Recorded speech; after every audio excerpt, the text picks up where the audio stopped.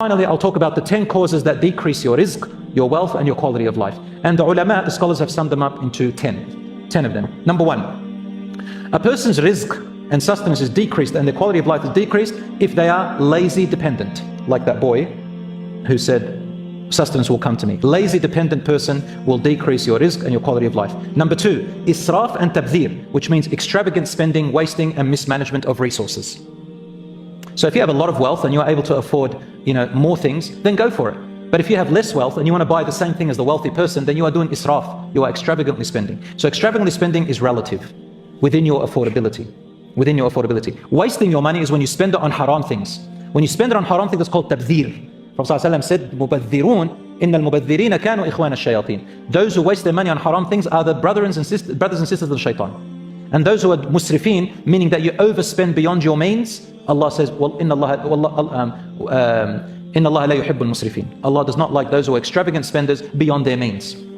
And the final ones of them are that decrease your sustenance is repeated sins and its accumulation. It has an effect on your sustenance quality of life. Number 4, ingratitude and ungratefulness, including thanking others instead of thanking Allah.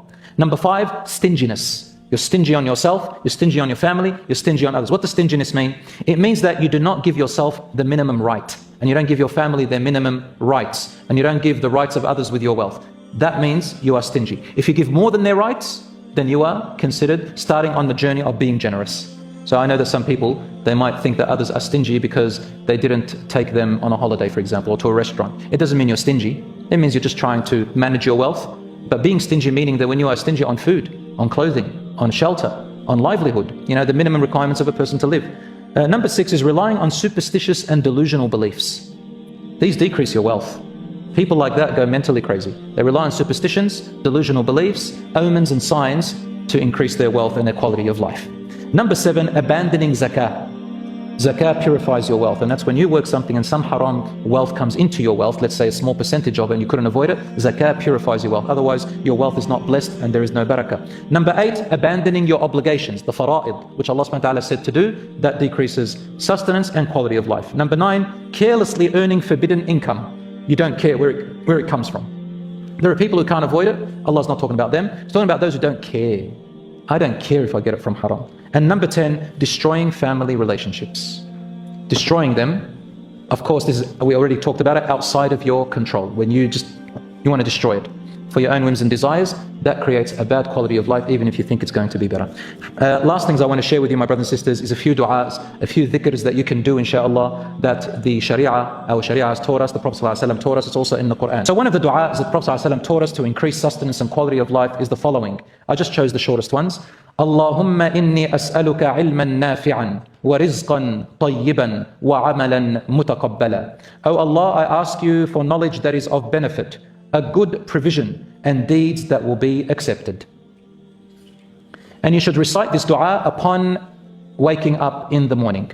Once again, Allahumma inni as'aluka ilman nafi'an wa rizqan tayyiban wa amalan mutaqabbala.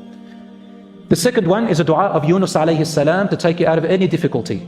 Subhanaka Allahumma inni kuntu min al-zalimin. Or Subhanaka inni kuntu min al-zalimin. Oh Allah, you are so perfect, I am not. I have oppressed and wronged myself. Saying this dua will take you out of every hardship. The Prophet ﷺ said so. Another dua that you can say and dhikr is this.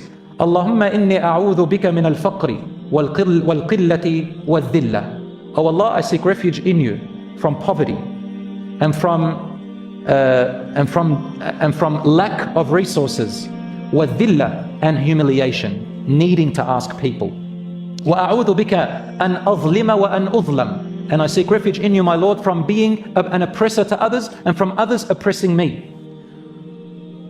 This is Rasul sallallahu alayhi wa sallam told us, the hadith in Rawahu Imam Ahmad. So these are some ways, brothers and sisters, some dhikr. Download a book called Fortress of the Muslim and take some dhikr du'as from there that inshallah when you say them, bi'idhnillah, by the will of Allah subhanahu wa ta'ala, it has an effect on the provision, and Allah subhanahu wa ta'ala works with you when you make this dhikr.